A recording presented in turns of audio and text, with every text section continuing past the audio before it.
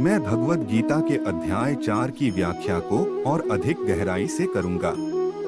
श्लोक 1 से 5 ज्ञान और विज्ञान का महत्व। भगवान कृष्ण अर्जुन को बता रहे हैं कि ज्ञान और विज्ञान दोनों ही महत्वपूर्ण हैं। ज्ञान से हमें यह समझ मिलती है कि हम कौन हैं और हमारा लक्ष्य क्या है, जबकि विज्ञान से हमें यह समझ मिलती है कि हम कैसे अपने लक्ष्य को प्राप्त कर सकते हैं। ज्ञान, आत्मज्ञान, आत्म साक्षात्कार और भगवान के साथ जुड़ने की समझ। विज्ञान, भगवान की सर्वत्र उपस्थिति, उनकी शक्तियों और उनके गुणों की समझ।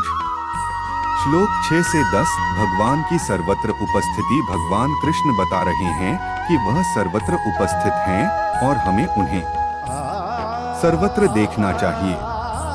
हमें यह समझना चाहिए कि भगवान हमारे अंदर भी हैं और हमारे बाहर भी। भगवान की व्यापकता, वह सभी जगहों पर, सभी जीवों में और सभी वस्तुओं में उपस्थित हैं। भगवान की सर्वत्र उपस्थिति का अर्थ हमें भगवान को अपने जीवन में हर समय और हर जगह देखना चाहिए।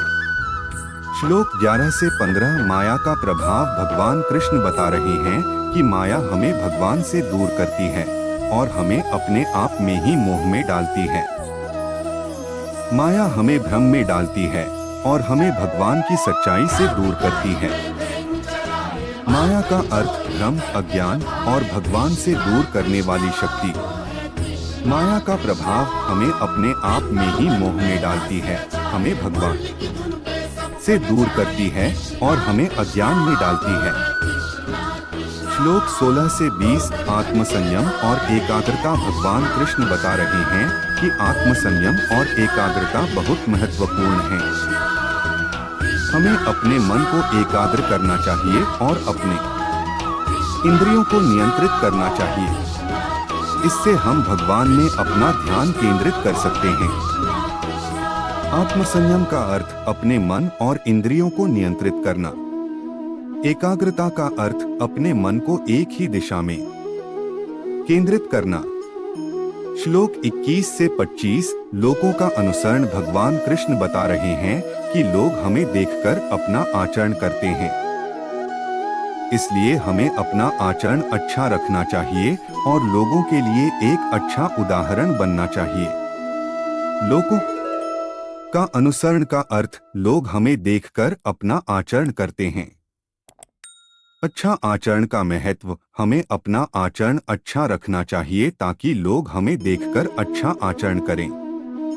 श्लोक 26 से 30 ज्ञान और विज्ञान का संयोजन। भगवान कृष्ण बता रहे हैं कि ज्ञान और विज्ञान दोनों ही महत्वपूर्ण हैं। ज्ञान से हमें यह समझ मिलती है कि हम कौन हैं और हमारा लक्ष्य क्या है, जबकि विज्ञान से हमें यह समझ मिलती है कि हम कैसे अपने लक्ष्य को प्राप्त कर सकते हैं। श्लोक 31 से 35 भगवान की कृपा। भगवान कृष्ण बता रहे हैं कि भगवान की कृपा से हमें ज्ञान और विज्ञान दोनों ही प्राप्त होते हैं। भगवान की कृपा से हमें अपने लक्ष्य को प्राप्त करने में मदद मिलती है। भगवान की कृपा का अर्थ भगवान की दया और अनुकंपा। भगवान की कृपा का महत्व। भगवान की कृपा से हमें ज्ञान और विज्ञान प्राप्त होते हैं। श्लोक 36 से 40 अर्जुन की प्रतिक्रिया और भगवान कृष्ण का उत्तर। अर्जुन भगवान कृष्ण से कहते हैं कि वह उनकी बातों को समझ गए हैं और वह भगवान में अपना ध्यान केंद्रित करने का प्रयास करेंगे। भगवान कृष्ण अर्जुन को बताते हैं कि मन को एकाग्र करने के लिए हमें अपने इंद्रियों को नियंत्रित करना चाहिए और अपने मन को भगवान में केंद्रित करना चाहिए। अर्जुन की प्रतिक्रिया। अर्जुन भगवान कृष्ण की बातों को समझते हैं। भगवान कृष्ण का उत्तर। भगवान कृष्ण अर्जुन को मन को एकाग्र करने की सलाह देते हैं। श्लोक 41 से 42 अध्याय का सारांश। भगवान कृष्ण अध्याय का सारांश बताते हैं कि ज्ञान और विज्ञान दोनों ही महत्वपूर्ण हैं। हमें अपने मन को एकाग्र करना चाहिए और भगवान में अपना ध्यान केंद्रित करना चाहिए। अध्याय का सारांश, ज्ञान और विज्ञान का महत्व। भगवान कृष्ण का संदेश, भगवान ने अपना ध्यान केंद्रित करने की सलाह।